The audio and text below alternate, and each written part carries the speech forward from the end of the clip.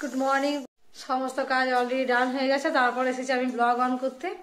তো যাই হোক, ভাবলাম তোমার সাথে আজকে একটু কথা বলে নিই, কেননা সকাল থেকে এখন কথা হয়নি। আর চলো আজকে কী কী রান্না হয়েছে সেটা তোমাদের সাথে অবশ্যই শেয়ার করবো। রান্নাটা আমি শুরু করেছি, কী কী হয়েছে তোমাদের দেখিয়ে দিই।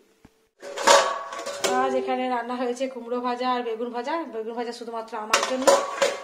আর এখানে আছে সোয়াবিন আলুর সবজি। এখানে আছে একটা গন্ধরাজি লেবু, এটা আমার গাছের গন্ধরাজি লেবু, এটা আজকে কাটবো ভাত খাওয়ার সময়। ভাত তো হয়ে গেছে। আর হয়েছে বাঁধাকপি সবজি। আজ বেশি রান্নার ঝামেলা থাকেনি, এই জন্য তাড়াতাড়ি রান্নাটা হয়ে গেছে। তাই হলো গ্যাসটা একটু মুছে নিই। তো চলো গ্যাসটা একটু পরিষ্কার করে নিলাম, ওভেনটা একটু ফিট করে নিয়ে আর আমি একটু গিয়ে রোদের মধ্যে দাঁড়াবো। আর মিনিট 10 পরে খাওয়া দাওয়া শুরু করব। সন্ধ্যের সময়টা ছেলে টিউশন ছিল, আমি একদম ফাঁকা ছিলাম, ফ্রি ছিলাম। তাই ভাবলাম যে একটুখানি অনেকটা সর হয়ে গেছে জমা ফ্রিজে, একটুখানি ঘষে নিই। তো তাই আজকে ঘিটা ঘষে নিলাম টিভি দেখতে দেখতে। আর এখানে আমার দেখতেই পাচ্ছ কতটা ননি বেরিয়েছে, এটাতে অনেকটা পরিমাণ ঘি হবে। তো ঘিয়ের স্টকটা একদম কমে গেছিলো, ওই জন্য অল্প অল্প করে আবার ঘি তৈরি করা শুরু করেছি। এখন তো শীতকাল, ওই জন্য সুন্দর ঘি হচ্ছে।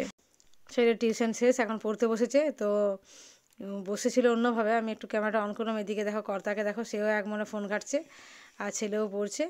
তো যাই হোক, এখন বাজে প্রায় 9:30 মতো। আমি দেখে আসি রাতে রান্নাঘরের ঘিটা কী অবস্থা।